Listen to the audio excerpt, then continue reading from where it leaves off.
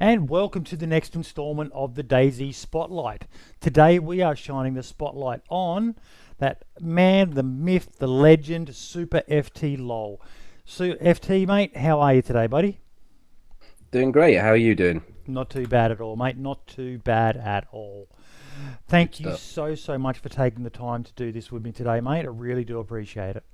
How could I not with an intro like that, though? You know, Got to put my game building me face up for on, mate. great stuff, aren't you? I hope I can deliver. I'm certain you will deliver, mate. I haven't been disappointed with any content you've ever created so far. I'm glad you said that, and not. I'm glad you didn't say, "Oh, none of the content creators thus far have let me down." I'm glad you didn't say that because that would really, Well, that'd none make of it them even have more so far, difficult. mate. So the No, don't say that. no. You're supposed to say they're all a letdown. You're the highlight. That's awesome. Okie dokie. So let's get to know a little bit more about you, buddy. So first question I have for you is, how old are you? I think I'm a year older than you, Boydie. You're 45. No, but I was born the year after you, Oh, so you're a I'm year 45 younger this than me. year. So you're 43. No, no, sorry, you were born the year after me. You're 73, aren't you? I'm 72. So you're This 40. question was really quite easy, wasn't it? And I made it difficult. I do apologise. I'm 44. But obviously, it depends when in the year what month you're born as to whether or not you're now 44 or anyway, forget Okay. about it. I'm 44. You're 44. Well, I'm 44 as Yeah. well, but you're obviously turning 45 this year. Yeah, all right. Don't rub it in. And a family. Do you have any family? Yeah. Yachia Bunai also asked, do you have kids? Yep, indeed. One 10-year-old, and I have a missus as well. Yep. And Mrs. FT. Mrs. FT, yeah. And what do you do for a living, mate, other than your casual streaming and YouTube? Well, official YouTube content creator and Twitch extraordinaire. Yeah, that's my job title. That's what you do now? You don't have another job outside of this? No, I don't do that, mate. I was kidding. Ah, Aspirations and hope may be eternal, but yep. no, I work in I repair computers. Well, I don't. I operate inside a place that repairs computers, tablets, and such like. I do more of the backroom stuff, the hiring and firing, if you So like. hardware or software? All of it. All of it. Hmm. So you're the man that people need to talk to if they are having issues with their PCs, Not eh? at all. No, no, no. I do it all day. I don't, I don't want to be doing it in my spare time as well. Well, in your spare time, that sort of leads a nice little segue into the next question, mate. Do you have any other hobbies outside of gaming? Mm, I don't think I do, Gaming takes up a fair bit of time. There's editing on top of that. Yep. There's everything that's associated with that sort of stuff. But yeah, it doesn't leave a lot of time for much else. I No. used to play football. I used to like doing a lot of sports, but yeah, I mean it's pretty difficult. Well, you're a bit old to be running around on the footy pitch now, mate. Yeah, well they do that walking football. I'm thinking of taking that Now, what is the origin of your name? One of the viewers, Yachiab, and I also asked that as well. How did you come up with the name Super FT LOL? Oh, how did you actually come up with his name? Really, I mean, it's one for one there, isn't it? It is. That's an absolute doozy of a name. YACHIABUNAI. Well, I shorten it when I address him on the stream. I shorten that to Yachi because Yeah. it's just yeah. But Sounds like a Mario character, doesn't it? I guess it could be based around that. I originally I was called FT, and I wanted to make a YouTube channel. Just basically, I made the YouTube. This will probably come into another question somewhere along the line, but I'll cover it now. I wanted to make a YouTube channel so that the people that I was playing Daisy with could actually see my perspective of Yep. encounters once they died or they were not playing that evening. So I just went onto YouTube and put FT in, thinking no one will have FT, and of course FT was taken years ago. So I put Super in front of it, thinking no one would have Super FT, because I had used Super sort of on and off. I don't know why, but I had. And that had been taken. So I just thought, oh, this is a joke. So I just put LOL at the end. Super FT LOL. And yeah. that hadn't been taken, surprisingly, and that's how it originated. There's nothing more. Glamorous There's no or... more depth to it than that, I'm afraid. Well, there you go. Now, a little bit more about your gaming background, mate. So who or what got you into gaming in the first place? Being an older guy like myself, I'm guessing your pedigree goes way, way, way back to the glorious 70s and 80s. Not sure I like the older guy bit, but okay, let's go. Into gaming, PC gaming was Quake 3. I played Quake 3 at competition level almost. Well, Yep. I played for the United Kingdom. I played for was it United Kingdom or England? UK. It was UK because it covered Scotland and everywhere else. Yeah, Yep. so um, that's pretty much what got me into PC gaming, and that's where my gamer tag originated from. My brother was Father Jack, so I was Father Ted, which is what the FT stands for. Yep. Oh, I think I've covered one of your other questions. I took a sneak look, and I know a couple of them. Uh-huh. And someone said, where, where does what does FT stand for? But yeah, anyway, Father Ted, which is a program that ran in the 90s, a sitcom in this country, I believe only this country. So yeah, Quake 3, and then on from there, I kind of got into World of Warcraft, I think, Yep. and then Company of Heroes, Dayz's held my attention for the past, well, since the mod came out, so probably 5 years now. Yeah. Prior to that, it would be arcade gaming, actually going out on, with your feet on your with your shoe leather, going into an arcade, putting your 10p in, and playing Defender or Yep. Scramble or the I Invaders. do reminisce about the old video arcades. It was a lot of Absolutely. I fun. mean, I actually have memories of being on holiday with my family as probably about an 8 or 9 year old, having to stand on a little bar stool to be able to see over the top of the arcade console and Yep. play the Invaders, the very one of the very first arcade games. So There was milk yeah, my crates in gaming. my arcade. They always had milk crates there for us small kids to be able to stand up and... It's terrible, really, isn't it? Shouldn't be encouraged, but there you go. So what is your favourite game of all time? Mm, the game I probably spent the most time on, even now, is WoW, but that wouldn't be in my top 10. Yeah? It would have to be it would have to be DayZ. Yeah, I mean Yep. it's the game I'm currently playing, but it's also the game that when I saw it in its very early stages, I was just I just couldn't believe what I was seeing. It seems a bit cliched to say it blew my mind, but the whole concept of DayZ and the actual, I think the thing that got me the most was the map size. Yeah.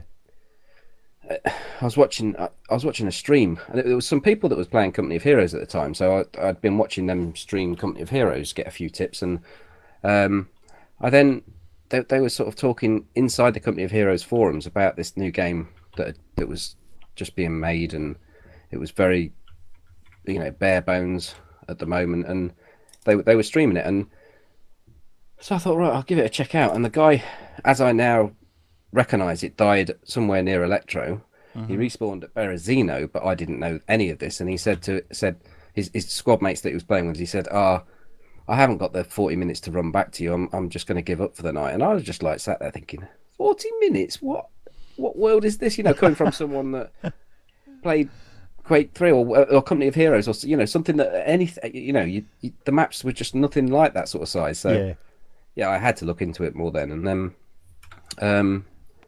that led on to watching the likes of Sacriel and Oshi when they were doing their squad plays on the Northwest Airfield, Yep. and pretty much bought the game at that point. And yeah, I It's a talked so common many of theme my though friends that a into lot of playing it. people have said is that the first time they watched DayZ, they were amazed at what this game was. It was just so different to anything they'd ever played before for a variety of reasons. Be it in your case, it was the map size that blew you away. For other people, it's that whole thing of, what's the purpose to this game? There is no purpose. I can make my own purpose. I'm not stuck on a rail system where I have to follow the design of someone else's idea of a game. I can create whatever I want, and it's mind blowing when DayZ, if it's appeals to you, when that bug bites you, you're fucked. Once it gets its teeth into you, other games have come and gone for me, but Dayz will always draw me back because I've got the bug. I've been bitten by it. It's just there's just so much about it that is completely different to any other game, even the imitators. It's so unique in that regard, isn't it? Absolutely, it's the individual. You get to learn the map after a period of time. I mean, Yeah. 2,600 hours in. Although they've made all these changes, and I can get lost quite easily. A playthrough now will never be the same as a playthrough tomorrow because the people guide the story, and people are always individual and unique. So, in that respect, you could say that it should and could and should never really get repetitive and boring. I mean, some of the aspects do. What's your name, mate? Where'd you come from? But there are the people that are more inventive, and they kind of make the game. So yeah, exactly. So, what was your first PC? My first PC, it was an AMD K62500, which is going back quite a bit, and I had a Voodoo 2 graphics card, and I remember driving about 40-50 miles to this computer shop to buy this graphics card so I could play Quake 3. Yep. So that was the first one. I mean, I had for computers prior to that, Spectrum, Commodores, all those, but first proper Windows-based PC, I suppose you'd call it, with Windows 95 on it. You mentioned the good old favourite of mine, the Commodore 64. Well, as you mentioned earlier, people of our age, we can remember these computers. I say gaming consoles, but I suppose essentially they were the early gaming consoles. Yeah. No, That's what I had most the good people old used them Atari 2600 as well. Yeah, I remember that. Mm-hmm. The Atari ST they called them, didn't they? I think so. Yeah. But it was the Commodore 64 that blew my mind with that cassette player to load a game. Put the tape in, press play, and about half an hour later you were that fucking bored you went outside and you forgot that you'd even put a game in the bloody computer. It's about right. You could the very early days of the floppy drives in those as well. You could buy disk drives for them, but yeah, they were clunky and really noisy. Oh yeah. Yeah, I remember all those. Yep. So what was your first console? Spectrum in my garage, actually. Sorry to speak over you. I've still got a Spectrum. I've still got a Spectrum with the rubber keys in my garage. So keeping it as a nice little antique. Oh yeah. So have you ever had a console? If so, what was your first one? I've tried to keep like all the consoles from PlayStation 1 forward. So you've still got them all. PlayStation 1, 2, 3. Yeah. I don't really do anything with them, but I've got them, and I've got the GameCube, Nintendo GameCube, and I didn't continue with the Nintendo. I've got a Nintendo Wii, but that's more for the little one. Yep. But I haven't. I've stopped at the new gen consoles because I don't console game. No. So. What about they drop off in price and value, so I just think to myself, well, I don't need to get 20 quid for that. I'll just leave it there. Does the idea of Dayz on console interest you? Not to play. No. As a marketing tool and a way of bringing more people into the fold, if you like. Yeah, I think it's marvelous, but I'll never be interested in playing against or on a console for Dayz. I think it'll be. I am interested in the idea, but I think it's probably going to be very PvP. Yeah, I think they'd probably have to make the map smaller, or it'd have to be load up in certain sections, because I suppose it depends what consoles are capable of when they finally get around to doing that particular side of things. But no, I'm not being some sort of PC master race snob here when I'm saying that. It's just as I've just explained to you, that if I want to game, I go to my PC. I just don't go to a console. Yeah. I've got an Xbox One, and pretty much it's just used as a media hub for the TV now. Everything's plugged into it, turn it on. I can do Twitch, I can do YouTube, I can, the pay TV's plugged in through it as well. So that's really all it is now, is a multimedia centre for the TV.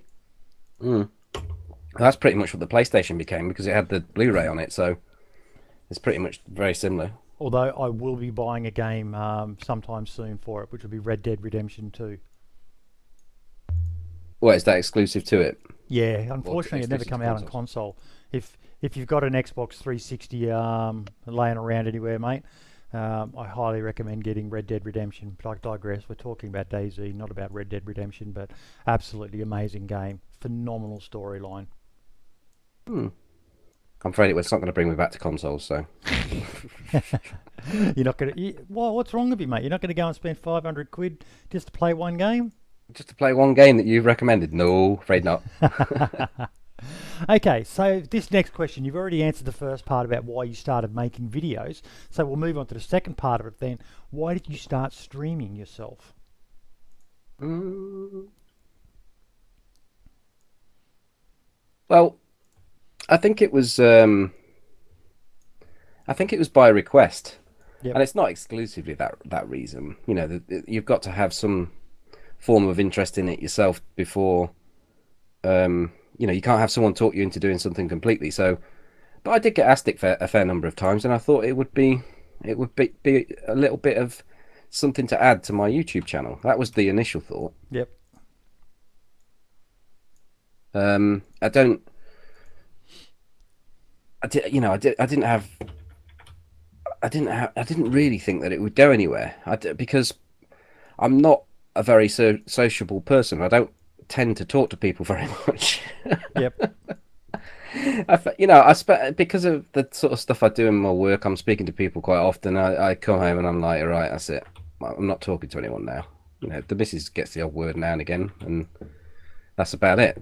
So I, I'm not built for doing streaming, but I just felt people are asking the question, I'll give it a try. And I initially started on YouTube, and I was just, you know, I was almost a mute. I mean, I've come along a little bit, but yeah, I'm still not your average streamer, shall we say? And what's your best video, in your opinion? Hmm.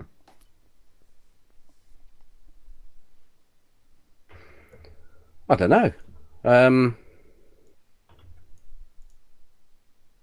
You caught me out there. I really don't know. I don't know what I'd class as my best video. I mean, in fact, one that I think is best for action. It doesn't particularly show Dayz in any great light. It's just one that I did a load of split screen stuff with Toby. He recorded all of his footage, and Yep. I sort of mashed it all together and put it in a split screen, and it took me a hell of a long time to do, but it just felt really. I felt like I'd actually produced something really decent at the end of it, and the music seemed to go well. So yeah, I'll say that one. Probably my personal favourite of yours would have to be the very first episode of the Base Bandit series, and even more specifically the beginning of it, where it just shows you dying and dying and dying, and you just get this feeling of he's going to fucking explode here, and then you just go into that little bit of a monologue about enough's enough. You can only take so fucking much in this game before it snaps you, and then you turn into this, I wouldn't say evil character, but you definitely weren't very friendly in the series. That was one of the ones that's always stuck in my head as, wow, I totally understand that. Yeah, I sort of I was digging further. I was digging deeper when I was thinking of a favorite video. I suppose I I would say my favorite video is always the one I made, the most recent one that I've made, because you should, in theory, improve as you go along. Yep. And therefore your current video should be your best, but it's not as simple as that. So No. I mean, my current video isn't my best by far, so that's a perfect example. So what recording software do you use? Shadowplay, Shadowplay, OBS to yep. stream, and Shadowplay to record. And what editing software do you use? Adobe. Adobe.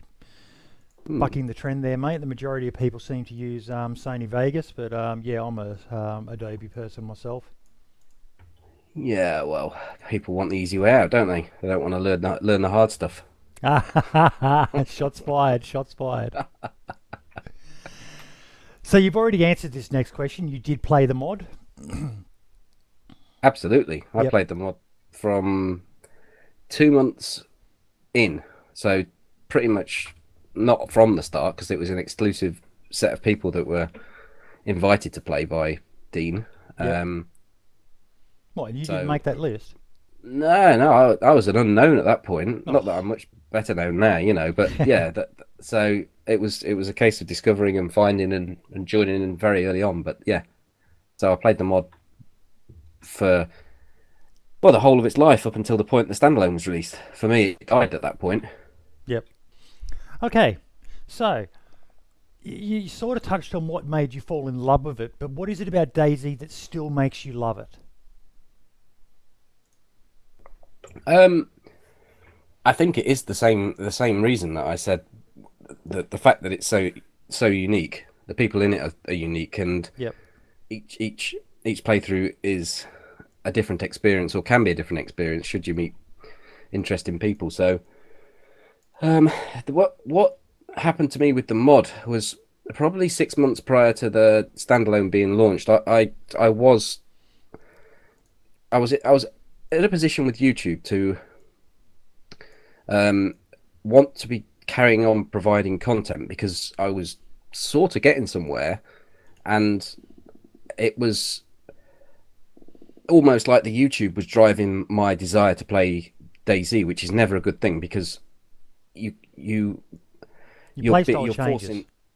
Well, I think you're forcing content, and yeah, you're looking for your playstyle changes because you go out there looking for things to put out onto a video. So, but fortunately, they started bringing out maps. It was probably more like 8 to 12 months rather than 6 months. They started bringing out all the new maps. All the mods were coming out, and mods of the mod. So that gave it a bit of extra longevity. It lasted longer, and you know, I was able to eke out, excuse me, playing the mod all the way up to the point where the standalone came in. Yep. So, yeah, I mean, what keeps on bringing me back is the unique experience. I haven't got to the point with the standalone where I'm feeling, oh, I've got to play because I've got to stream, or because I've got to make a video. You know, I feel now, if I want to make a video, I'll make a video. I don't go out looking for footage. If the footage happens, that's great, it happens. Yeah. But if it doesn't, you know. Oh, mate, look, even on my own small channel, I think I went nearly a month between gameplay videos. I think my last videos before this were PlayerUnknown Battlegrounds. I wasn't able to find the footage. And then finally something happened, and I was able to release a video of it. But I definitely didn't go out there trying to make something happen. It just finally something happened that I felt was worthy of uploading. Yeah, I mean, it's got to be the way. I think if you're either if you're forcing it, and you've got an audience to feed, and you're only feeding them because you feel you have to, then ultimately things are just going to fall down for you. It's just not going to work. So why do you still play it?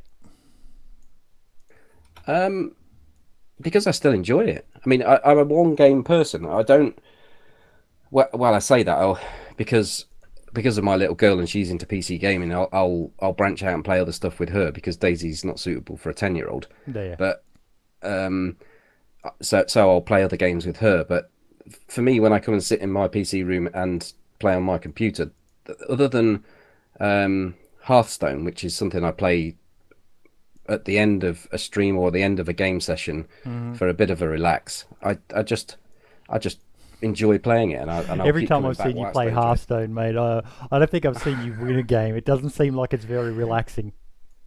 Yeah, but it's not that frustrating. I mean, it's way more relaxing, because usually if I've streamed and the stream's come to an end, the stream will come to an end because I've died and been in a gunfight, and that, you know, it raises the heart level, it raises the adrenaline. You can't sleep on the back of that, so you have to have something to bring that down. And I could just sit in the room for half hour browsing, but for me it's easier to just open up another game and sit back and press a few buttons. But I think it was Call Me Rive that said, I've watched you play 8 games of this and I still haven't got a fucking clue what's going on. Yeah, I've said that to you as well. I can't work that fucking game out for the life of me. It confuses the crap out of me. He's a top bloke too, Call Me Rive. I know we digress a little bit, but I've got a lot of time for that guy. Yeah, he is, absolutely. There's because Twitch have opened up the affiliates, there's a number of people in my targets that, that deserve a sub. I'm a little bit, I don't know, and we're digressing completely here from Dayz, but the Twitch affiliates, maybe you can help me with this, but is it the same as with a Twitch partner that you have to have $100 in the account before they pay out? Yes. So essentially, Twitch could just be getting money for nothing here, because some affiliates are never going to reach that $100 cutoff, or you could say that, but I think most people will manage to get there. I know, like, I don't have a single sub myself yet, but I have had bits donations. I think I've got about $15 or $20 in bits donations that are gratefully being donated to me by people. So that is where I see that the majority of people will eventually build it up from. As for subs, I've been watching some of the other Twitch affiliates out there. Mate of mine, Shadow, he's already got 2 subs, so he's got 2. He gets half of it, so say $2.50, $5 a month. It's going to take him a lot of months before he can cash out his $100. Whereas you look at Jacon, I was watching him this morning. He's already up to 17 subs, so a couple of months' time, he'll be able to withdraw his first $100. Yeah. I think they probably should have brought that down perhaps to 50, but there you go. Yeah. Because if they've got a million affiliates that have gained 2 subs, Twitch take $2 million and they never have to pay out, because they never get any more than that, and they don't have to pay out. But that's perhaps me being cynical. Look, it was a very smart business move by Twitch. Oh, absolutely. I don't begrudge any single affiliate getting a sub. There has been talk of people saying Twitch partners getting, their nose being rubbed in it a little bit, but it's not. It's just business sense. That's all it is. Exactly. So if you could add anything to the game, what would it be and why? Well, anything that's not planned then, or? Yeah. I don't know. I do get asked that quite often, and I think for me, what I like about Dayz and its development process is that the developers, you put your faith in them, and they deliver. Whether they deliver in the time period that you feel that they should deliver in is another discussion altogether. But they deliver, and whilst they continue delivering, I don't really feel that there's no particular thing that I want adding to the game. I just like it when stuff gets added and I can go and look at it. That's I'm quite simple in that regard. Yep. For me, it's horses. Okay. I would love to see horses in this game. Why? I don't know. I just feel that they would be in chivalry. Hey. Oh yeah, could you imagine wearing your knight's helm and carrying a sword and riding into battle? No, I can't. Charging right down the middle of the Northwest Airfield? No, it's not needed. I could give you a whole list of stuff I don't want in the game, but no, I think helicopters are gonna bring a big change of feel to the game. Yeah, they used to in the mod. If you controlled the helicopter on the server, because there were usually only one, you controlled the server. So they're going to make a massive difference. Base building's going to make a massive difference. There's lots of things that will be coming that I'm looking forward to. But there's not something I look at and say I want that. I mean, if they lower the run speed, then I would say that bicycles are a must. But other than that, no, I mean, I just love it when the new stuff comes out and I get to go and check it out. So now the big question, mate. You're going to have to alienate a lot of people here. Who is your favourite Dayz content creator? I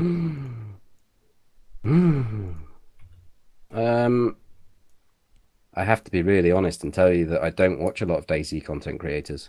I find a lot of content creators don't. I used to soak it all up like a sponge, but Yeah, I'm not a big.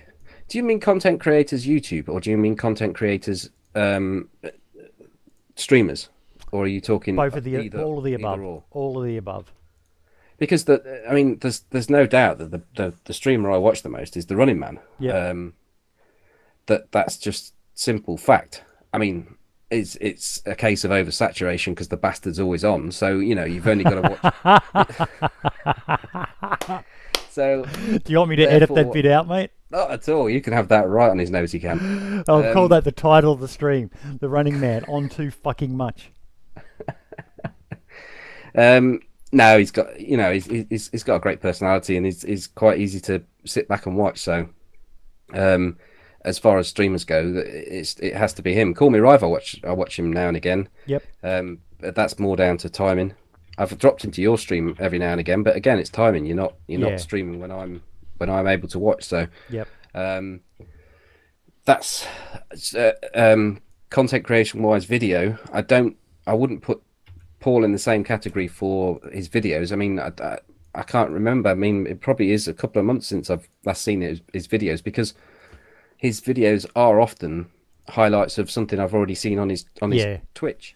Yep. So it's something I've been on his back about as well. He needs to do a and I understand it's all about time, but he needs to do a YouTube exclusive series, because I'm like you. I watch a lot of his streams, and it's kind of fun to see a video of it, but at the same time, I already know what's going to happen here.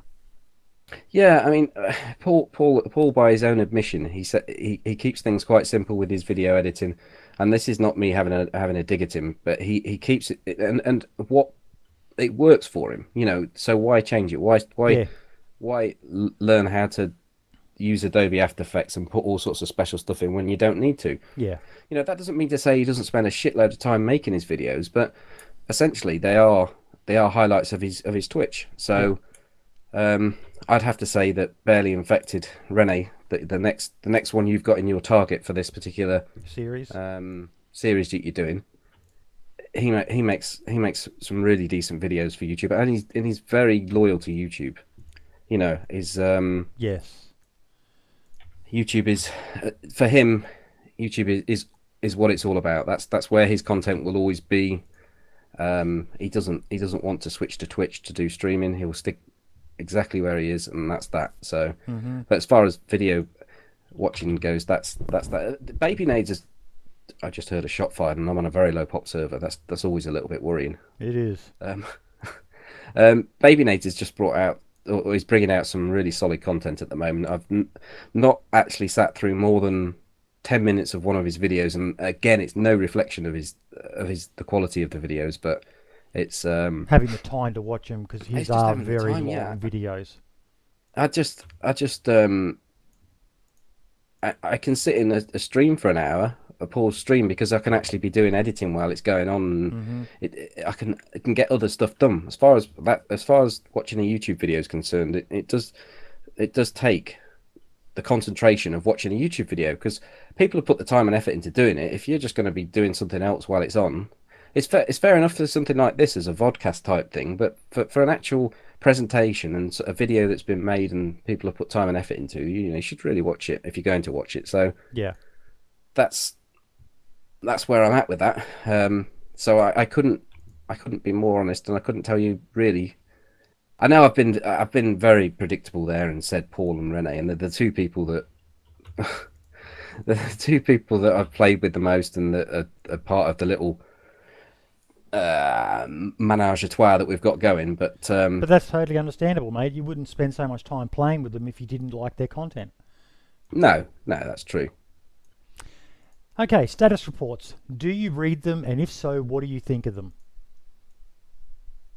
I'm not great at reading the status reports, if I'm honest. Look, I asked this question for a reason, because it is one of the if you followed some of the drama, some of the criticisms of the games that have been posted on YouTube and Twitter and that, a lot of people state that the status reports are shit, and that's why I've been asking each of the content creators that I've interviewed so far, do you read them, and if so, what do you think of them? So be brutally honest, mate. What's your issue with them?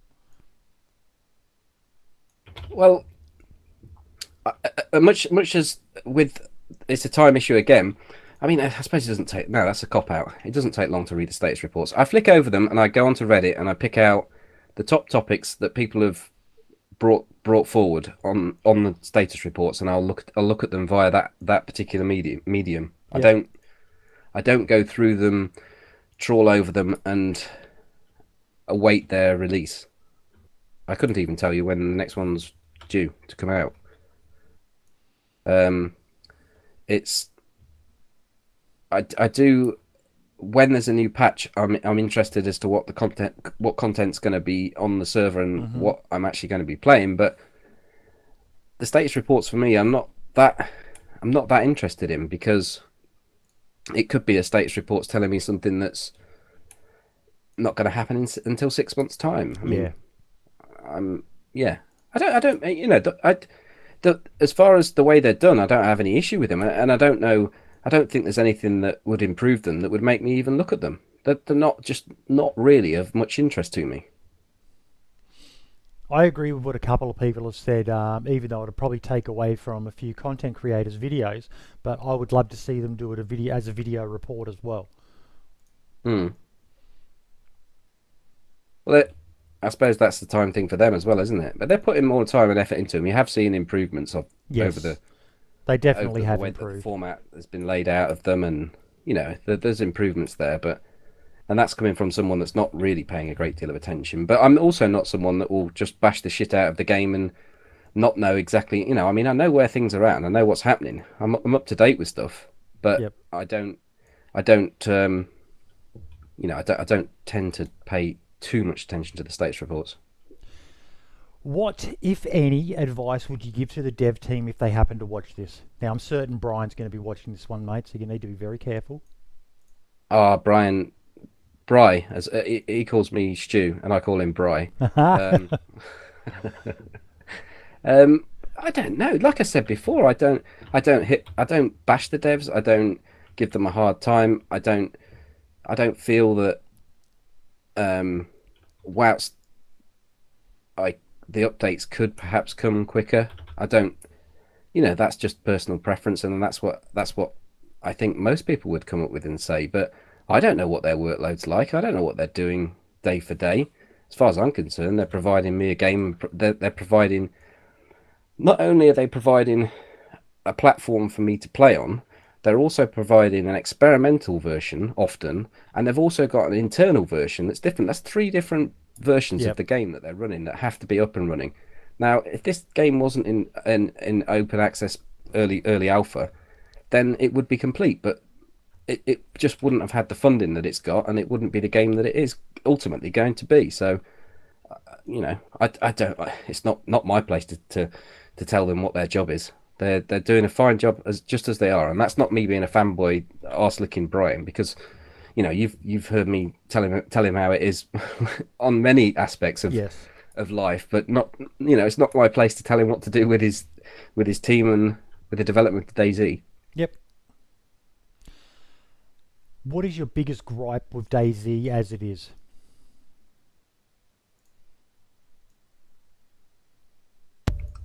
You cut off a little bit there. I'll say it again. What is your biggest gripe with Dayz as it stands at the moment?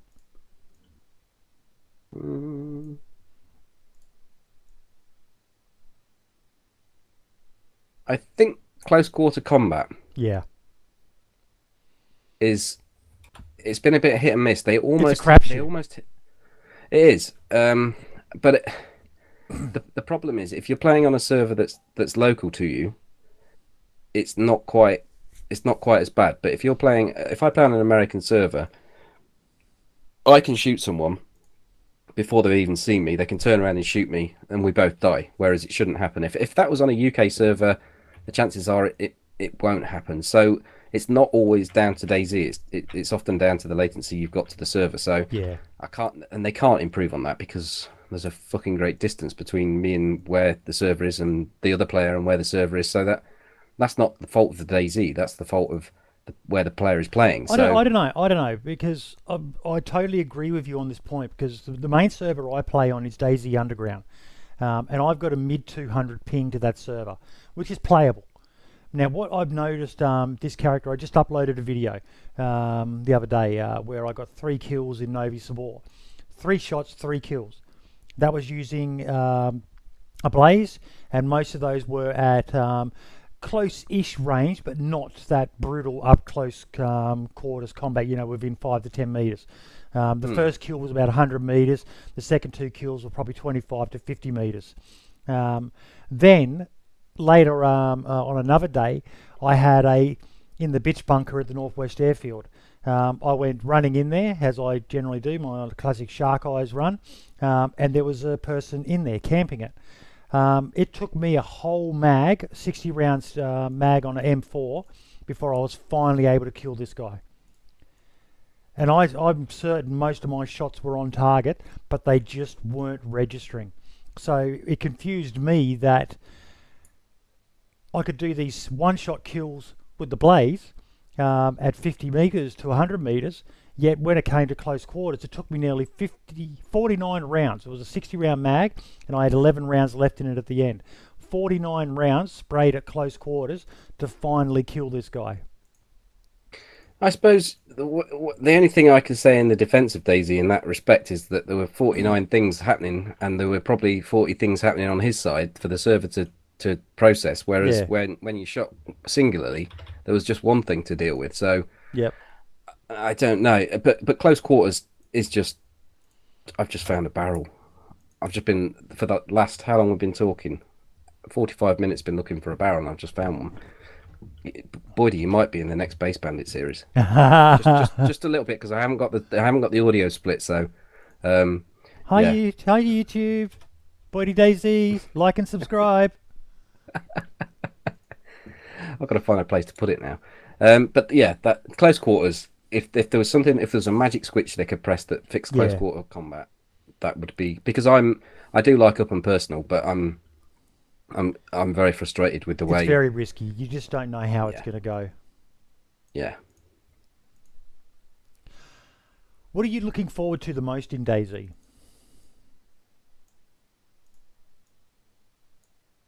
I think a lot of people would say we're looking forward to the beta release. And I know you're not asking me what other people are saying, but I can tell you what I'm not looking forward to: the day when they stop updating it.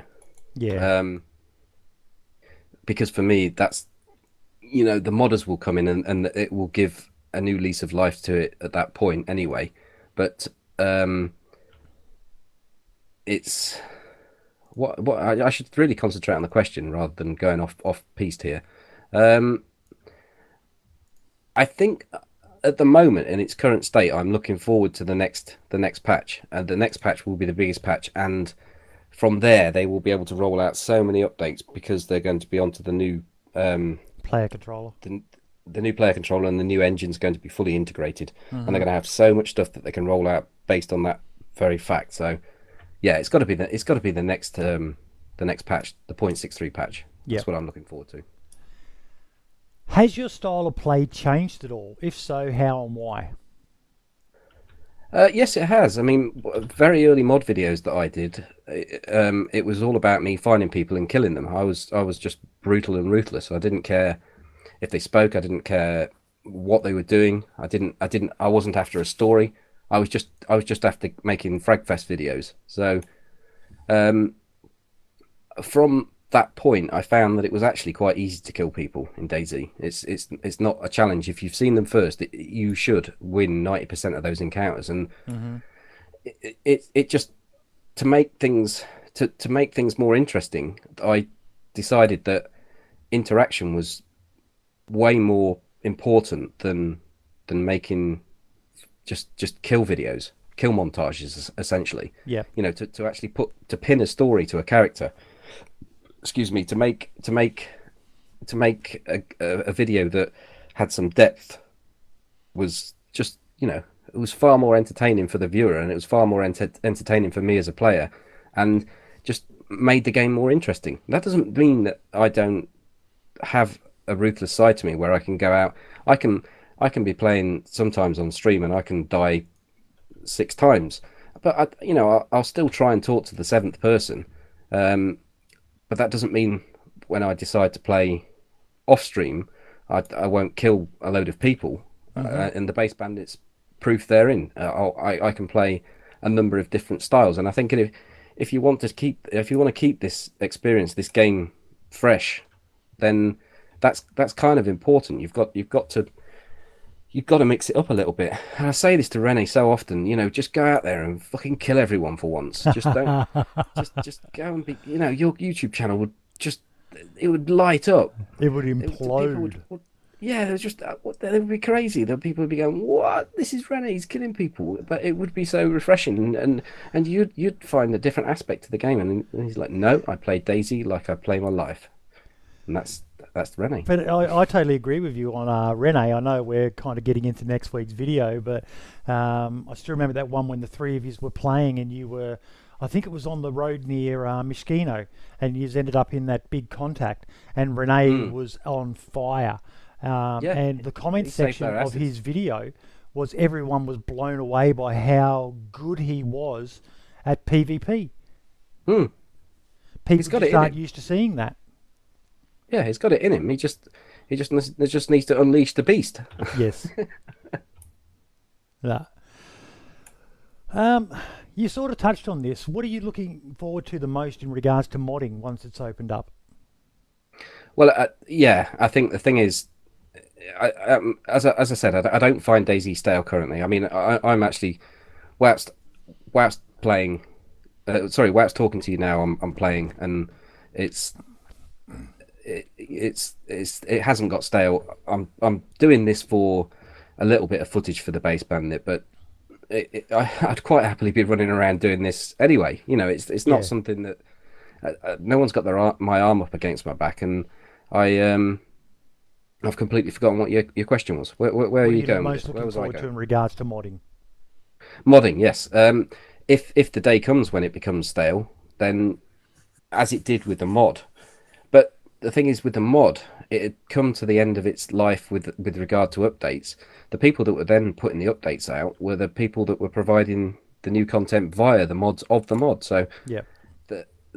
I mean, the Malsk has got to be high up there because I had such a great time on the Malsk, and also Lingor Island. I thoroughly enjoyed my time on Lingor Island.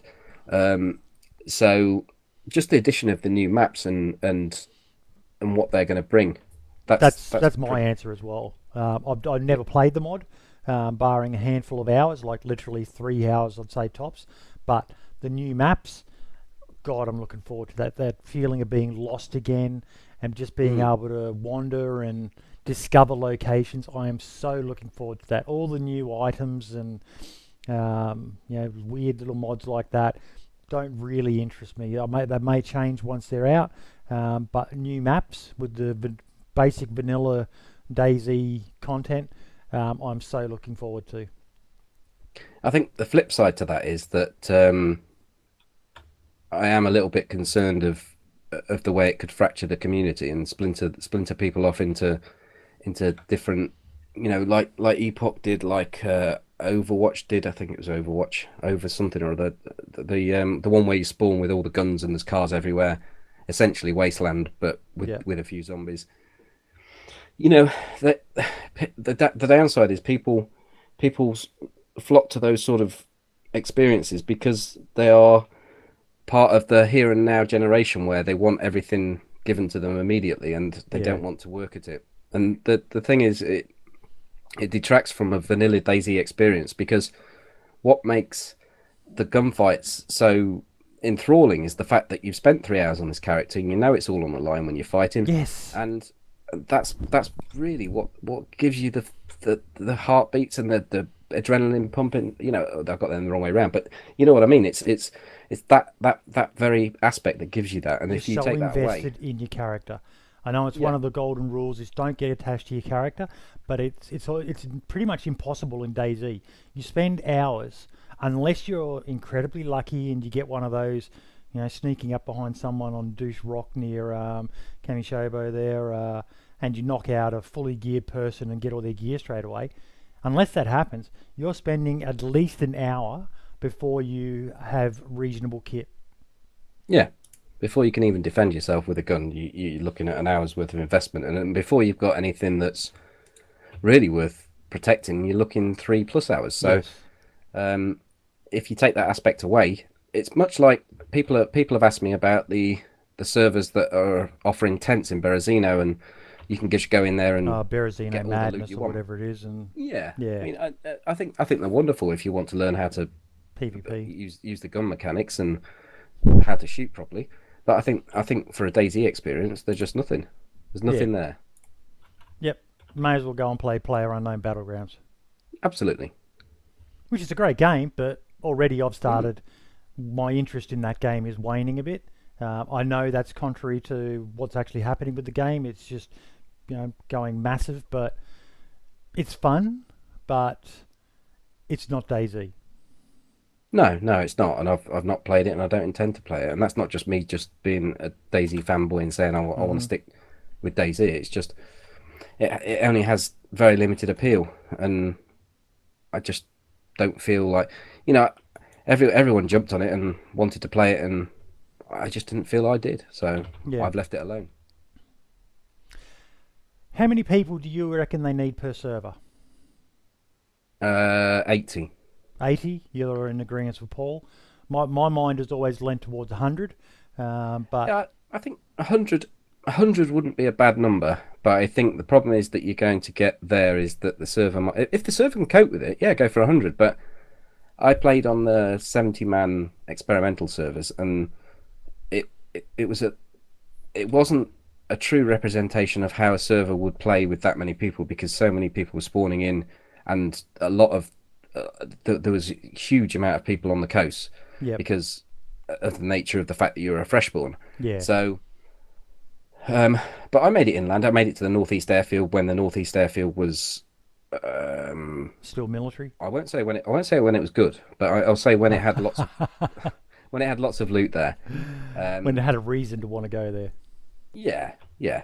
So I went there and we met. I don't know. There was probably a group of about 9 of us there in the end, and it all kicked off. But yeah, I think. I mean, they've done 60-man servers, and you do notice a difference if you play 60 to 40-man or 60 to 50-man. There's a slight difference. But yeah, I think 80 plus. Yep. Okay, now we are into the rapid fire section, mate. I'm going to throw a question at you. Just answer it with the first thing that comes to mind. Ready? And favourite long range weapon? Blaze. Least favourite long range weapon? SVD. Favourite automatic weapon? Org. Least favourite auto weapon? AKM. KOS.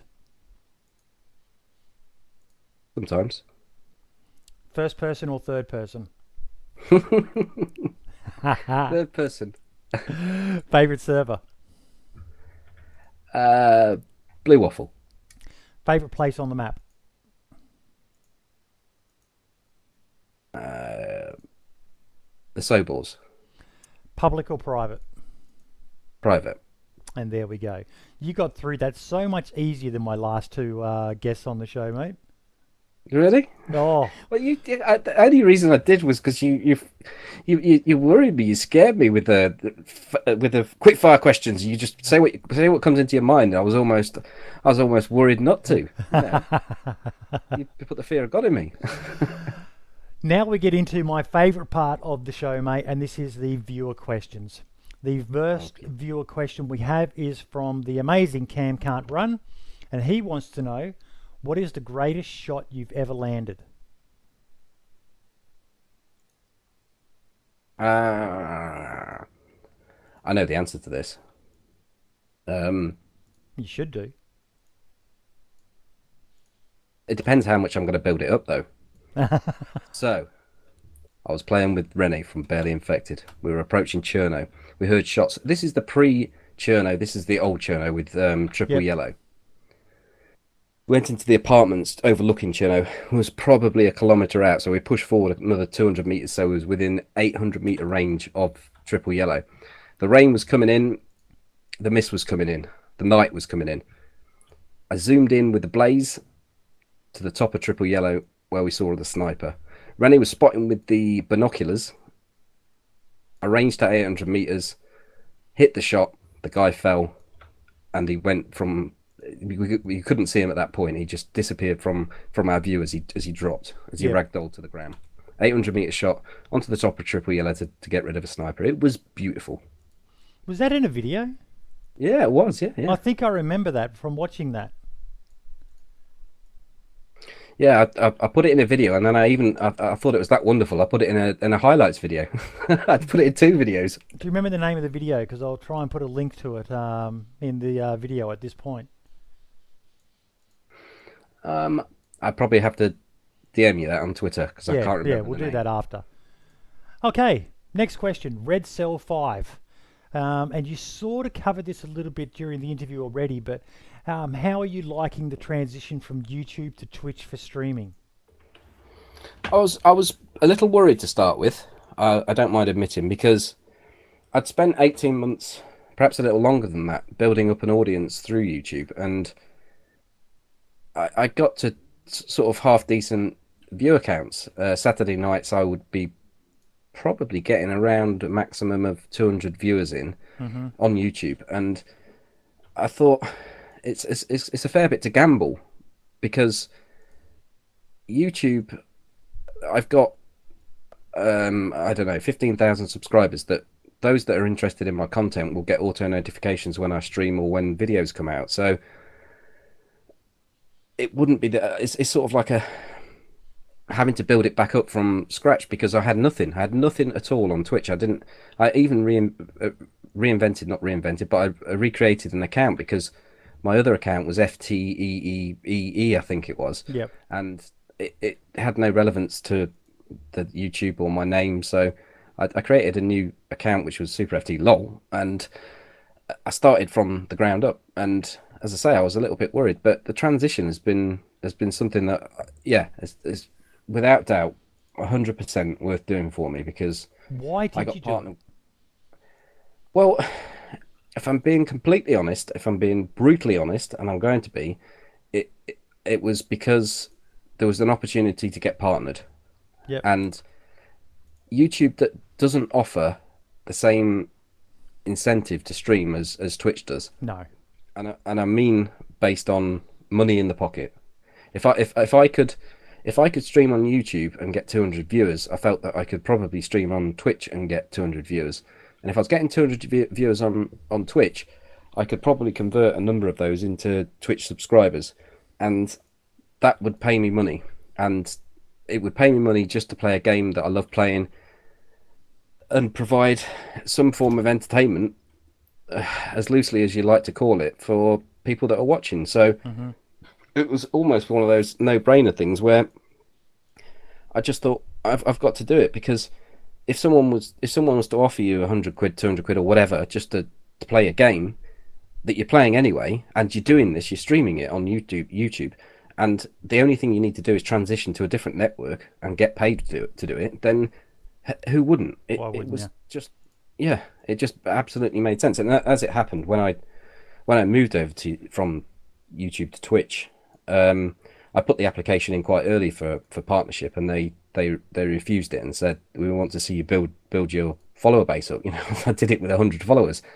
So I left it a couple of months, got up to about 1,500 followers, I think it was, and reapplied, and they said, we'd like you to be partnered with us. So, and since then, within the first 3 months, I've got 100 subscribers. So, awesome. I cannot complain. So this next question is from Rene from Barely Infected, and he says, I already know a lot about FT, but when is the next Space Bandit episode? Smiley face. Rene, I'm recording it now. I don't think you'll be in it, but Boydie might be. I've just found a barrel. I'm just putting a barrel somewhere.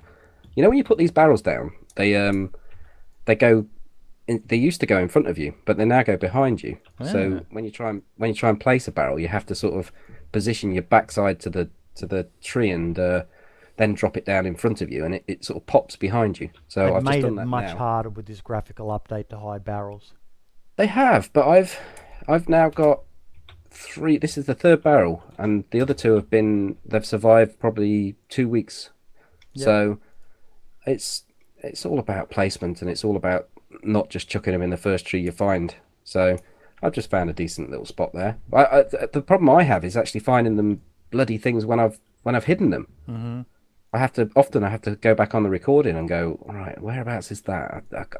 And struggle to find them. When you've been to them a few times, they're okay, but yeah, I'm happy with this one. I found a good spot for this one. So I didn't answer the question. It's being recorded, Rennie, and I would expect to see it. I'm going to do a naughty thing, actually. I'm going to do something that I very rarely do. I've got this footage where I've collected the barrels playing solo. I've got footage from a stream last night and earlier in the week where a character lasted through about 6 kills, and I'm going to splice the two together and make a Base Bandit series like that, episode like that. Fair enough.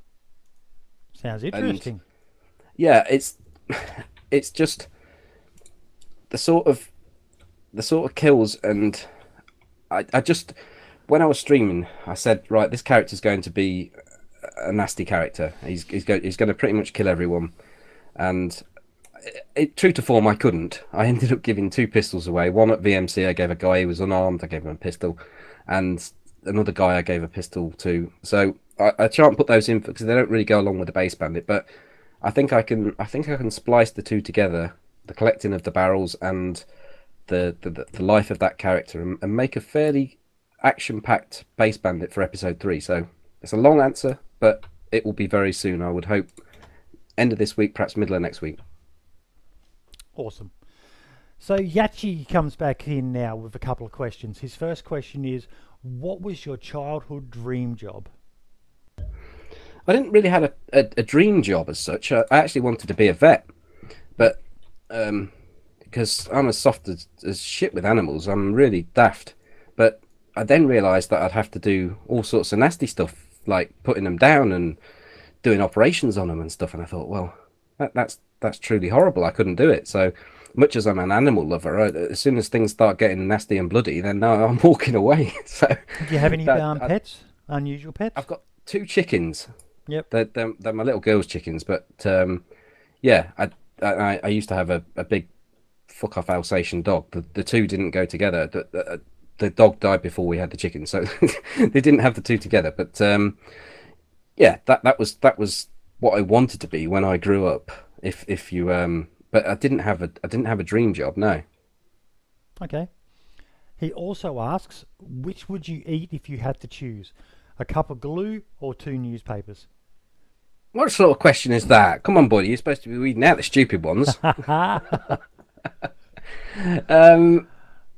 going a cup of glue. No, how can you go glue? It could have carcinogens in. You'd be dead in a week. Newspaper, surely you could put that in your salad. Like, well, I'm imagining the sort of glue they have on The Simpsons for Ralph. You know, the old Clag school glue. Well, I still wouldn't fancy that.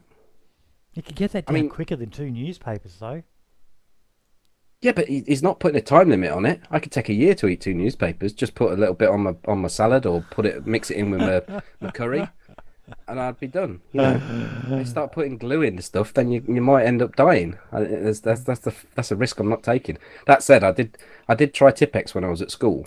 But the correction fluid that yes. you put on. Yeah. I got that shit in my eye once. Fuck, it stings. Oh yeah, I'd imagine. Oh. Molly Magoo comes in. What was the very first PC game you played, and how old were you?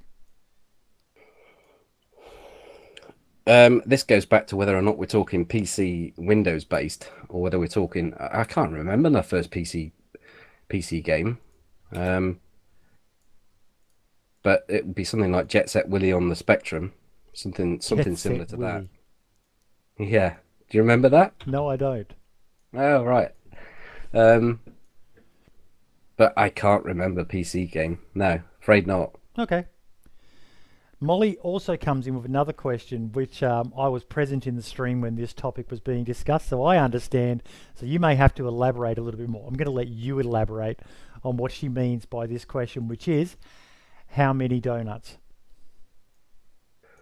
I'll say a solid 4, maybe a 5 on a good day, but I'm not going to elaborate.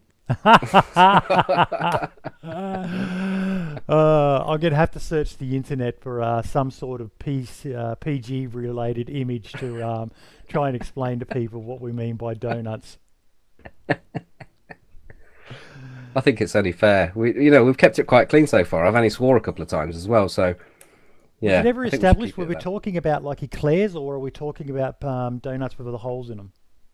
No, it's got to be donuts with a hole in. Otherwise, the whole concept of how you measure the size of your dick. Yeah. You just elaborated. Oh dear. That's It's awesome. making me go red here. I'm sat here on my own. I'm feeling slightly embarrassed. Molly, what you doing to me? Pro development comes in with how do you deal with so much chat spatter? During streams, I guess that means, but Yeah. I I don't know. I just ignore it mostly. I'm terrible at keeping my own chat. If I'm playing with any other people, I'm just terrible. I don't mind admitting it. I miss so much. If it gets added to me, which I don't even think is the correct way of putting it, but if my name's highlighted, then I try and respond to everything that I see highlighted. So from my perspective, that means that the chat's flying up and I'll see my name in red, and then I can see the text. I'll read through it and I can respond. But I think the danger is from my perspective, if I'm not putting perhaps 80% concentration and attention onto my main monitor, then my gameplay just goes out the window. I really do admire the way Paul can manage the speed of chat he's got and the amount that comes through and the amount that he Yeah. responds to, But as even well as he's keeping... died because of chat before. Well, yeah, it's going to happen because he's spending so much time looking at the second monitor. So in that respect, you are pretty much reliant upon the person that you're running into being potato aim and not killing you. But he still manages to keep a high level of gameplay whilst keeping a high level of interest in his chat. So yeah, it's something I need to work on, or maybe it isn't. I don't know. It's just the way I do things, and I can look at the chat sometimes and I'll pick out something that's completely not in context, and I'll read it and I'll even sometimes read it out. I'm like, what does that actually mean? What? And it's because the other part of it's gone up and above and it's gone off the screen. So yeah, it's tricky, but you do your best, I suppose. Okay, Peter1701 comes in with why use hotbar. Lol, but really. What feature or mechanic are you most looking forward to that's not in standalone already? Well, I know he's put lol there, but I will answer it anyway. The hotbar was terribly unreliable until It was bad two in patches the ago. early days. Yeah, maybe 2 patches, 0.61, I think. I don't know. They did something that made it almost 100% responsive, but it still isn't 100% responsive. That's another thing I've seen Paul get killed using. That he is so reliant on the hotbar. He uses the hotbar for pretty much everything, and if he's mismoved something or he's moved something in his backpack, it's something really difficult to manage. And I prefer to manage what I can see on the screen in front of me in the way of dragging stuff, and I find it just way more reliable. And I know I'm not as quick in switching a weapon to a pistol if I've run out of ammo, or using a bandage, but I'll take that any day over the fact that there's still a possibility that that I won't get a response out of it. And another thing, if I've got ammo on my hotbar and I've been shot, it doesn't tell me that it's ruined. If I go into my inventory to try and drag it into my gun, it says ruined, and I know, and I, in theory, won't load that ruined ammo into a gun. I'll go and get some better ammo from somewhere else. But the response to that is, well, you don't use protector cases. If they were in protector cases, everything would be lovely. I'll just say, well, bollocks to you. So what are you most looking forward to that's not in standalone already? I think I'm going to have to refer the gentleman to the previous answer, in that the 0.63 release is the thing I'm looking forward to the most. Yep. The player controller and all the goodies that are going to come from there. Okay, Y121412 comes in with a few questions now. The first one is, what was your funniest Daisy moment ever? I can answer this very easily because it happened recently and I made a video, and it is the most recent video on my channel, which is I was they've just put fruit back into the game as of the latest patch, and I'd got a banana on a stick. So I know where you're going with this. it was dark. RSPCA. The night was young, and I happened across a very young deer that had somehow, it was still grazing right next to me. It didn't get freaked by me or anything, so I just sort of spoke to it, said a few things, and then carried on looting. And the suggestion was put to me that perhaps that banana that was on the end of the stick could be inserted somewhere. So I said, oh my god, what a fucking idea. I can do that. I can screenshot it and I can put it on Reddit. That's top post, job done. So I maneuvered myself into position and went to took the banana off the stick and put it in my hands, and went to put it close to the back end of this deer. And I was just sort of positioning myself, and I was bent right forward, and the banana was almost in the right place. And then a voice from about 20 meters away said, "Hi, how you doing?" And I just went, "Oh shit!" Looked up, and there was this guy there, and what made it for me was the way he laughed and the way he took it. He was just laughing his face off. He was like, I was like, "No, what, me? I didn't do anything." And he's like, "Yes, I did. I saw you. I'm gonna tell my mate." Oh, I can't believe that. I mean, that's another thing. It's the only game I could think of where you could actually do exactly that interaction like that. That's just yeah. You can't, where else could you put put a banana up a deer's backside and get sprung doing it? Yeah, that's awesome. Brilliant. His next question is, do you ever get sick of playing Dayz? I think again we've sort of covered this in respect to the fact that I'm still playing it. I'm playing it off stream now. I'm 99% of this content that I've recorded won't get used. I don't expect it to get used. I'm still running around playing. So the answer is I don't get bored of it, but there are times because I have a stream schedule where I say I'm going to do 3 nights a week and they will run from this time to this time. It can be there are occasions where I wouldn't still be playing because I tend to do 6 or 7 hours. I wouldn't normally be playing after 7 hours if the turn of events had happened and I was getting pissed off, So there are times when I'm coming to the end of the stream and I'm thinking, I'm about fucking ready for this stream to end, because Daisy has been an absolute bitch to me tonight. I've died to a couple of glitches and everyone I've met's been an arsehole. So yes, it's not bored, it's more frustrated, and I would have turned it off a little bit earlier. But I just, I feel that one of the top ways to build anything on Twitch is to be reliable, to turn up when you say you're going to turn up, to have a schedule, to not hate on the game, to enjoy yourself while playing it, and provide people with some entertainment. And yes, you could argue if you're getting pissed off with something, it's difficult to provide entertainment. But it goes back to I've got a schedule. I'm gonna battle through these last hour or 2 hours, because that's all it is. I'm gonna make it through them, and I'm gonna try and provide some entertainment, and a little bit of gold can come out of that sometimes. When you least expect something interesting to happen in Dayz, it can happen. So. Yep.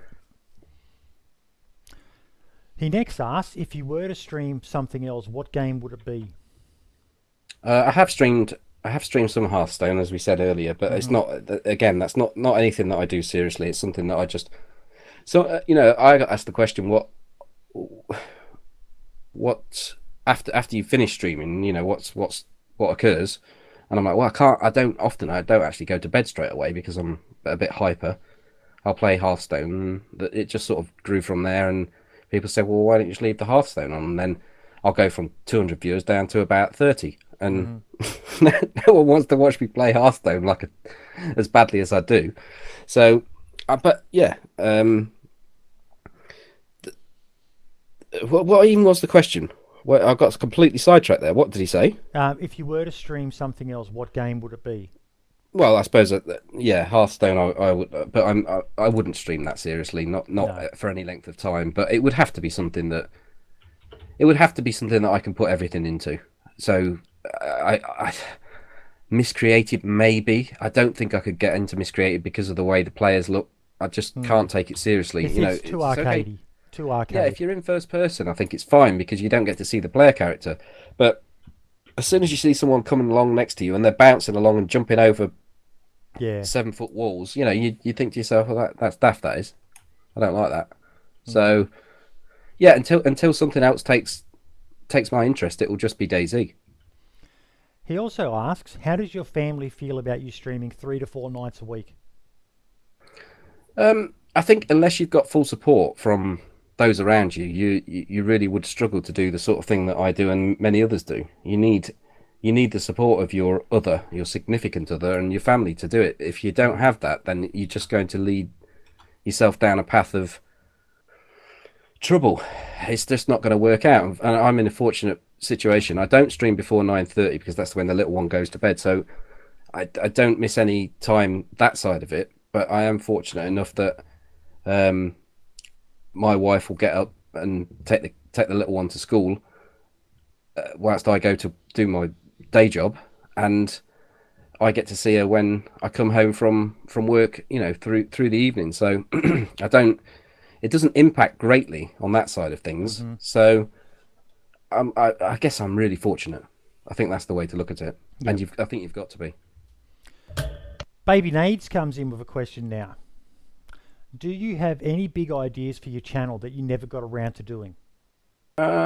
Yeah, I guess a collaboration with someone that's getting 100,000 views on their videos would be quite nice. Baby Needs, how about it, baby? No,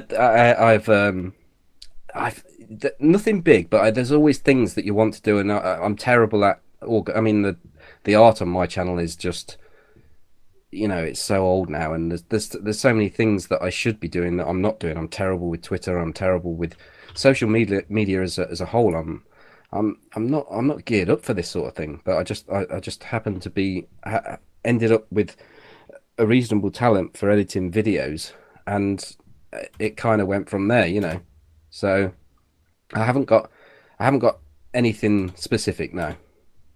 Okay.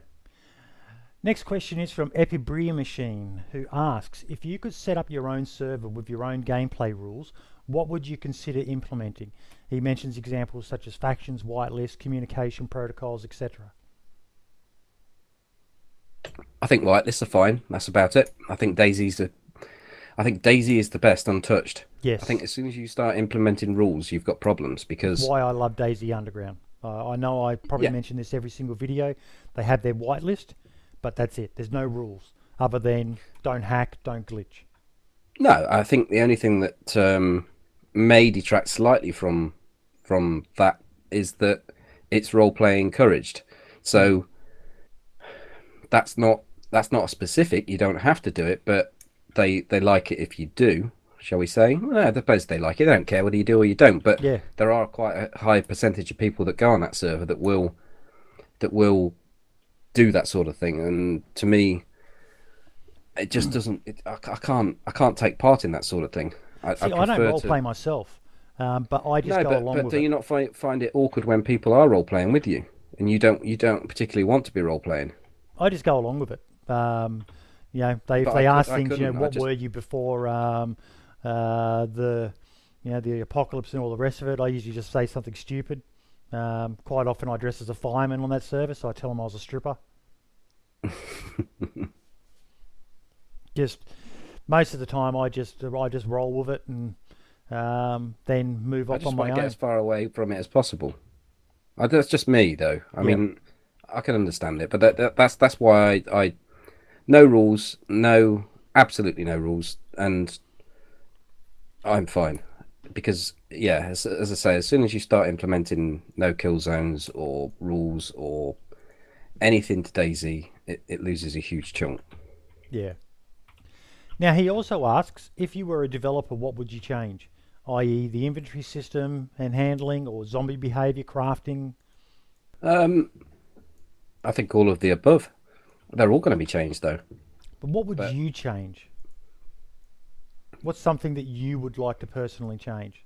well, I think I wouldn't have the zombies in whilst they're not too bad at the moment, but there've been situations where the zombies they've been ruling the game through their bugginess, for want of a better terminology. And it shouldn't be that. I don't mind a hard AI.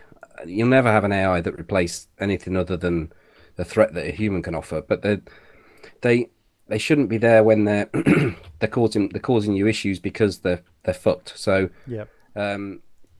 that's a big issue. And personally, I just remove them. I just say, right, we'll take them out. They don't need to currently because they are actually they're at a level where you can manage them. But that in that period of time when they were really doing stuff that they shouldn't do and ruining an experience because of it, I'd have just said, right, well, we'll take these out. We're going to remove them. When they were glitching through walls and Yeah, doing just doing stuff that were causing players issues. But as far as the interface could definitely be better. It could be worked upon, but it will be. I mean, it's a very difficult question with regards to the fact that a lot of this stuff is just placeholder. So you can't, you can't say I'll change that because it's going to be changed. I side-skirted that one a little bit, but no. I think you were quite direct on that one with zombies. Just remove them until they're fixed. But yeah. Okay, the last question comes from Paul, the running man. And he wants to know how much you are paying for your upvotes on Reddit. He reckons you're certainly getting a better deal than he does.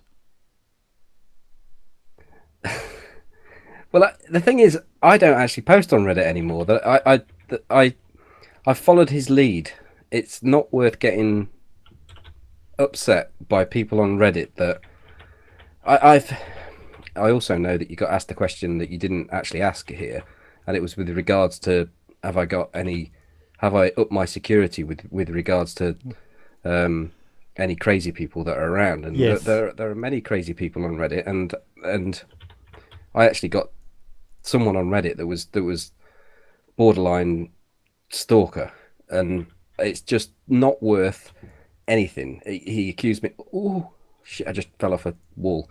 He accused me of all sorts, and it pretty much what Paul suggested there, that I was buying things from Russian sites, getting upvotes from all over the place, and he ended up he ended up making a load of accounts to counter the positive upvotes I was getting on my stuff, and it is just not worth it. It really isn't. The response you can get from Reddit currently is so minimal. It is just forget about it. Just don't let the Reddit worry you. It's a place for people that I don't want to sound like I'm big-headed. I value every single view that comes my way on YouTube, especially currently because it's in a bit of a bad place on as far as Dayz views are concerned. But it's not worth. It's just not worth it. It's a place where up and coming YouTubers should be, where they get exposure. It's not a place where you need to be putting your stuff now. So, well, it sort of ties into the final questions, and one of the questions I did have, which was sort of touching on. I know I did leave that question out because I wasn't sure if there was anything untoward with the thing about upgrading your security and all the rest of it, but. How do you avoid all the drama that seems to be embedded in our community? I noticed you chuckled when I said first person versus third person. Most specifically, though, I'm talking about with Twitter and Reddit. I think I think the best thing to do is just to try and distance yourself from it as much as you can. I just try not to get involved. It's something. If you get negative stuff on Reddit, you get negative stuff on YouTube, you get comments. I've got to a point now where I'll just edit the comment. I'll just remove it and I'll ban the person. If it's something I don't want to see on my channel, I'll just say, right, that person's not someone I want to have anything to do with. I'm not going to respond to them. I'm just going to ban them. I'm going to remove the comment, and then I don't have to deal with it. Because if you get into some sort of slanging match, that person, you don't know who the hell they are. Paul had a real big issue with a guy that he took head on. It was a fucking comment on my channel that he decided to come in on and get all feisty with this guy, and then he ends up getting stream sniped for the next 2 months by him. You know, it's just not worth it. And I said that to him. I said it to him time and time again. Ignore the negative posts that you get, because it's so easy to go down. You get, I don't know, you get 50 comments.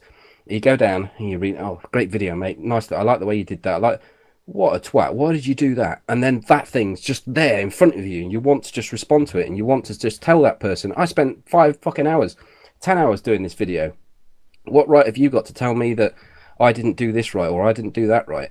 It's so easy to just focus on the negatives all the time. And if you do that, then you're just giving them exactly what they want. They're getting their airtime, they're getting their little bit of, 5 minutes, and it's just step away. Just step away. Yep. He can't do it though. He's got better. I know this is not about Paul. It's more about the questions about me. He did admit that in his interview though, that he said that is a weakness of his. He can't help biting, and I pick up on that in his stream. I know when you've been in there when I've been going on about his broken timer, and he swears every single time that he's not going to bite, but he can't help himself. It's just something about his personality. He can't help himself. Yeah, well, that's my advice to him, and he knows it. And he knows I've told him it so many times, and he'll be nodding away. Yeah, I know. Mate, you touched on this as well, but I just wanted to say, I discovered your channel first out of the three of you, and through watching your videos was how I found Paul and Renee's channels. But the thing I discovered with your channel, mate, is your editing is amazing. Specifically, I know when I got to meet Brian Hicks at PAX Australia a couple of years ago, we were talking about the best YouTube content creators, and I said you would have to have the best use of music of any Dayz content creator I've seen. You seem to have a knack for picking the right song to back the mood of what's happening in the video. What I want to know is, where do you get your music from? Is it just from YouTube, or do you Epidemic Music or anything like that? Well, firstly, I'd like to say thank you very much. That's high praise indeed. And it is really quite humbling to hear it, and it's the reason that YouTubers continue, if you like, to get that sort of positive vibe and that sort of feedback.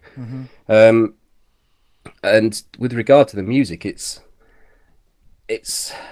a lot of time spent trawling royalty-free sites, and that's just the half of it, because not only do you have to find the music, you then have to find the mood the music gives to fit the scene, or you find the scene and then fit the music to the scene. Sometimes I'll have music and I'll think, well, that is just perfect, that music, and I need to get some footage that I've got recorded that will go with that music. So sometimes it's not, it's not always, you don't always put the music to the scene. You sometimes put the scene to the music. It just depends how it works out for you. But yeah, it's a catalogue of music that I've built up over, I guess it must be, I don't know how many years I've been doing YouTube now. It must be 4 years, 3-4 years, something like that. Yeah, so that's where the music's come from, and it's not anywhere specific. I mean, there's techno acts. I probably don't use them as much as I used to. Is a bit more into the sort of drum and bass and electro sort of style music, but there's quite a few out there, and I put all the links in. I'm never specific with the actual song. I don't say, right, this is the song, this is the link to it, because I feel, because a lot of these people that I'm getting the music from, they're very small YouTubers. Yep. And I feel that if I give a direct link, firstly, I know that a lot of people will take that song and they'll use it, and they won't give two shits about the fact they found it from my channel. They won't even come in and give me a comment and say anything. They'll just rip it and take it. And secondly, that person hasn't got, they've got one hit on their channel for that particular track. They'll use a YouTube ripper for the song, and that's it, job done. If I put the link to the channel, they've got to do a little bit of work to try and find it, and they may go through a number of different songs. The guy gets a few hits, or they'll ask me in the channel a question. Cheers, mate, that was an excellent video, really enjoyed it. Do you mind me asking what the track was at this time? that will respond. That'll get a response every time. If they just say song, 2 minutes 4 seconds, they'll get nothing. How long do you think DayZ will survive? I think it's got a long life.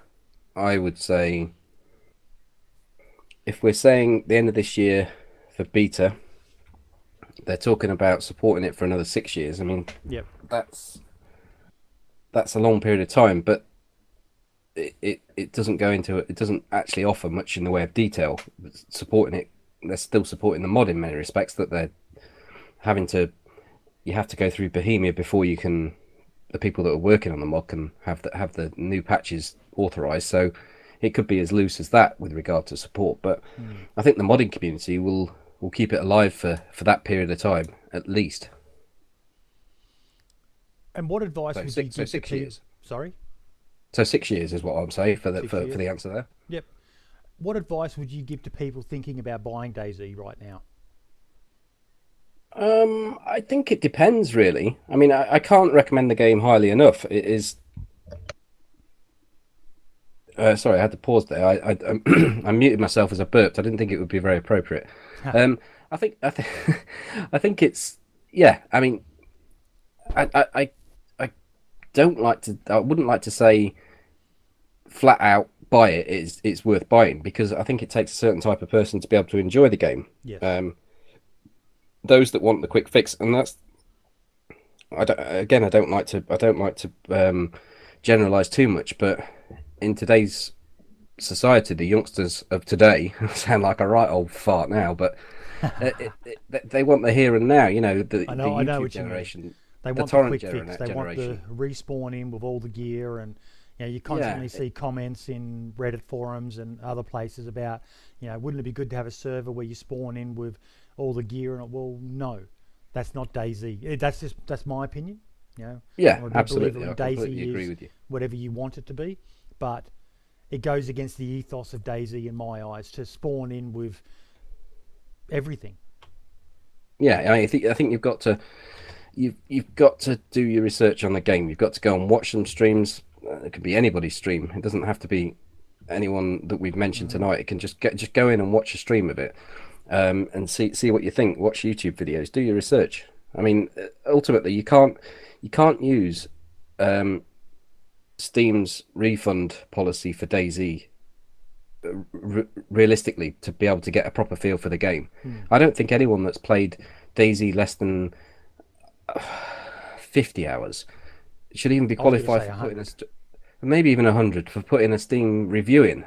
I just feel that, because it's not a game that you can get a feel for without putting a decent amount of time into it, and you have to put a decent amount of time in to get the character built up and get a feel for what DayZ is. And even with 100 hours, you're not even going to know a quarter of the map, a fifth of the map, a tenth of the map. You've got to have patience. If you're going to buy this game, you've got to have some form of patience. If you don't, it's not the game for you. Yeah, you're not going to like it. No matter how many hours you put in, you're going to be frustrated. And it's going to piss you right off. And you're going to go onto Steam after you've played it for 4 hours and say, "Game's shit. Couldn't find anything. Couldn't find nothing. Didn't run into a single person. Couldn't find any food. I fucking died because I was cold." And they're not going to understand it. If these people are thinking about buying the game, they're watching you, they're watching Paul, they're watching Renee, they're watching Deadly Slob or whatever. What they've got to understand is the videos that you guys are putting out is only showing a short snapshot of the life. Not very many people are putting out videos which show from the moment you spawn. No. Streaming shows it. If you're watching their streams, you'll get a better understanding for it. But the videos, YouTube in itself, is usually just a highlights reel of a character's life. It doesn't show the other 5 to 10 hours of grinding that went into fucking getting that person to some semblance of kit, and being ready to take on everything in the world. The game, it's draining. It's a grind. You really have to invest time, and if you don't have any patience at all, you will not like DayZ. And that's not even touching on the aspect of the fact that it's an early alpha, and Yes. it's a very playable early alpha. Don't get me wrong, but it's still early alpha, and with that comes a whole multitude of bugs that you've got 4 to. hours invested in your character, and then you get fucking one-hitted by a zombie, or fall off a bloody ledge, or God knows what else. Yeah, so I think what we're saying is, yes, it's worth buying, but only if you're prepared to invest time and effort, and you'll get the rewards. Dayz's great at giving, but it's fucking marvelous at taking away as well. Oh yeah. I'd probably say if you can't watch an hour-long Dayz YouTube video, don't buy the game. Yeah. If you're not prepared to invest a little bit of time doing your research and looking into what the game's about, then it's certainly not something you can look at the top 10 reviews and say, "Oh, that's for me." You've got to put time and effort into the research and decide if it's for you. Now, being a mod player, in your opinion, is Dayz going to be the game you hoped it would be when you first heard about the standalone project? Sometimes it baffles me that I've obviously covered the fact that I spend time on Reddit, and it baffles me that people out there are still prepared to say that the mod is far superior to the standalone. Mm-hmm. There is no aspect, there's not even a tiny bit of the mod that for me would draw me back. There's not anything at all. So the Dayz standalone is its own game, and it's leaps and bounds away from the mod, but it is still Dayz. It's still for me is the same game. I'm still playing the game that I fell in love with, if you like, to sound like I'm some old romantic. That all them 5 years ago, I still get the same feels. Perhaps not to the same extent as I did with the mod, because it was all fresh and new, but I still get. I mean, when I go to the Northwest Airfield, my hands start sweating. Increased heart rate. The feelings are still there. So yes, unless they make a major change. And one thing I'm a little concerned about, I don't mind saying it, but the player controller, they've talked about making things a little bit more fluid with gunplay. I don't want a twitch shooter. I don't want to be able to no scope someone. I don't want to be just go bang, hit someone. I want a certain amount of clunkiness. I want to feel that I'm under pressure when I'm in a firefight. I don't want a complete fluid battlefield feel. And I am a little concerned that the player controller could bring small aspects of that in. So that is a concern. But yeah, other than that, I've got complete 100% faith in the development process and the fact that it will be the game that everyone wants. Well, whether it's everyone, what I want it to be. You know, I mean, everyone's opinion's their own opinion, obviously. So the question is, though, is it in your opinion, mate? So that's a perfectly acceptable answer. Yeah. Last but not least, my friend, what can we expect from SuperFTlol in the future? I've got no big surprises, no big secrets. I've got no big announcements I need to make. I just want to carry on doing what I'm doing, which is playing the game that I love playing and providing entertainment for people that want to come and watch me and enjoy my content. That's enough. That's enough of a reward. Even though before earlier I spoke of why I switched from YouTube to Twitch. I still did it all those years. I still put in all that time, all that effort making those videos for 50 pence that was probably earning me 0.5 pence an hour at the very most. Even not even that. Yeah. So I just if I can carry on doing what I'm doing, I mean, there is a point you come to when you're playing Dayz as a streamer. And I'm putting in 30 hours a week now streaming almost, which is borderline full time. Whilst still I'm not actually doing a full time job. I'm only doing about 30 hours in that, but it's still 60 hours of my working week that I'm putting in. Yeah. So,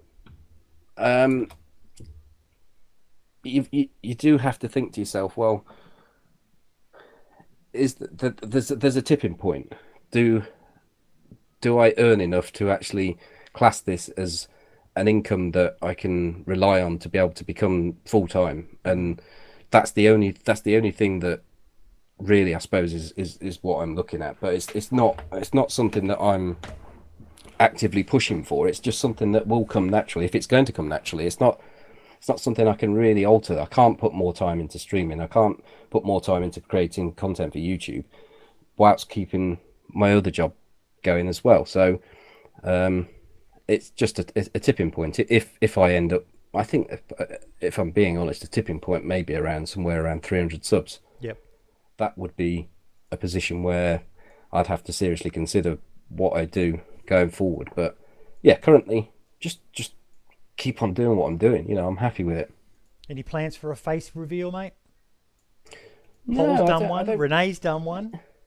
Yeah. I think Renee's face reveal was absolutely excellent. It was, wasn't it? It was fucking hilarious. It was just spot on. It was perfect. You know, he couldn't have spent hours trying to work out what to do and come up with anything better. And I imagine he didn't. I imagine he just thought, well, this is what I want to do. I'm going to put a tent in the fucking garden. I'm going to put a few Daisy related items in, and I'm going to come out the bushes looking like a survivor. It was perfect. But I don't know. I was toying with the idea of putting a picture up of me when I was a lot younger, because someone asked what I looked like. Please do. I want to see 80s FT. I want to see corduroy pants. I want to see big flare collar. Well, no, that's the thing. Fluoro. I don't. Acid wash. The picture I'm thinking of, I've got a flowery shirt on actually, and I'm on a mountain bike, and it's unbuttoned down to the waist. So, oh, good lord! But someone asked what I look like, and I said that at one time I looked like Ryan Giggs, but I don't anymore, and I do on this picture. So, if there was anything I'd probably put out a picture from, and I think I was probably about 15 or 16 at the time. So there's no similarity now, but you know, I have had occasion where I've had people that have come into where I work, and because of the association, there's been people that have recognised me through that because it's based on computers, and you know the link is very close. So I'm very cautious of keeping the two separate, because even at the level I'm at, you do get people that perhaps would come and see you. And you know, my work life is my work life, my game life is my game life. The two are separate. So yeah, for me at the moment, that's just how it will be. What about when any plans to attend any conventions or anything like that, mate? Because it's inevitable that someone will tweet out a photo with you. Well, if I did, they would, and therefore I probably won't. But not based on that alone. It's just that I find those sort of things rather, I don't know, perhaps a little bit awkward for me. I'm not. If I hate going to weddings, I hate social events. I'm not the sort of person that would go. I'm not outwardly social. I'm a fucking miserable bastard. Yeah. If I was at the wedding, I'll be the one that sat there looking at my watch, drinking my beer, thinking, is it time to go yet? You know, I certainly wouldn't be the one commanding the speeches and the tables and talking to everyone. You know, I said this about Paul. You could just imagine him being in a pub with a table of about 12 people there, and he's sat there telling all the stories, telling all, you know, the gags, and he's holding the attention of everybody, because that's what he can talk forever about anything, and that's what makes him like the perfect streamer. And someone was asking me why, you know, I really aspire to be a streamer, and I'm using you as an example, and I was like, don't fucking use me. Yeah. I'm the last person you want to follow as an example as a streamer. I am as far away from a copy and paste job as that your average Twitch streamer is. No overlays, no, just the gameplay, and very minimal chat interaction, and it's not what you want. If someone started out streaming doing that, it just wouldn't work. I've been very fortunate that I've got people that want to come and watch me because they've already watched me through YouTube. So FT, you are a legend, mate. You're an amazing editor of content. You are a fantastic streamer, despite your self-deprecating assessment of yourself, mate. In particular, you know how much I love that donate button. If you didn't know, if you go into FT stream and you donate 10 quid, it actually lets off shots. And if you time it right, oh my God, it's the best 10 quid you'll ever spend. I think I've gotten you about a dozen times so far. Yes, I have more money than sense at times, but destroyed me. You just know how to do it, Boydie. I just. Whoa. I really do enjoy your content, mate. You're an amazing creator, and I'm so happy to see you doing so well on Twitch, and seeing your channel still growing on YouTube, getting bigger and bigger. I wish you all the best for the future, mate. Thank you very much. It's been a blast. The time has flown by, and I think when you come to the end of this series, you ought to perhaps turn the tables and get someone to do the same thing for you. Because but I'm pretty much answering it all along the way, letting people know my opinions on certain questions at the same time. So yeah, but that you're not getting the questions from the public. You're not getting the questions that perhaps each and everyone that you've interviewed may put 3 or 4 questions in that they want to ask you. I don't know. I think it'd be a great idea, and I think that's actually not a bad idea. That get everyone who I've interviewed to propose a question to me. Yeah, and then I don't know.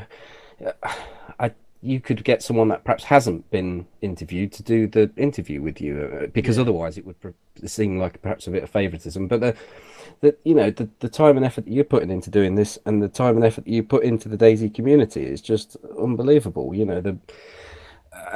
know you've said all the wonderful things about me, and it just seems like I'm saying them about you, but it is true. I mean, it's just amazing, and long may you continue to do it, my man. Thank you very much, mate. That does mean a lot to, you see it in the out credits of my videos, the Project Spotlight thing. I do this because I love Dayz. I do this because, there's a question I asked throughout this. If there was one thing you would tell the devs to do, what would it be? My thing I would tell them is market more. I don't think they market this game anywhere near enough, and it's fallen on people like you, like me, like Renee, like Baby Nades, like Paul, Deadly Slob, to take up the mantle and keep this game in the spotlight that it deserves to be in. Hence why I went with the name, the Dayz Spotlight. Dayz is a fantastic game, and it needs more exposure. And in my opinion, this is just my opinion, they can hate on me for all they want, I don't think they market it enough. And that's why I do this, as my little way of helping Dayz, giving back to Dayz for all that it has given me in this time. I think from day one, Dayz has had a zero marketing budget, and I think that I don't think it harmed it initially, because obviously the sales represent the massive success that it is, or was, when it initially went to sale. But now it's in a little bit of a slump. But I don't know. I don't know if now. You obviously don't know the finances and all the stuff that's behind it with Bohemia. If at launch, maybe that's the time. That's the time to go heavy with some marketing. But because they've had so much success from the exposure that the content creators give them, it might be quite difficult for that CEO there to sit back and say, well, hold on a minute, we're a massive success. We've done this on a zero marketing budget. Why do we need to start now? I don't know. I really don't know. It's a difficult one. It is, but it's a question we shall continue to ponder as we get closer and closer to the 0.63 beta release and eventually the full release of the game. FT, thank you once again for your time, mate. I do wish you all the best.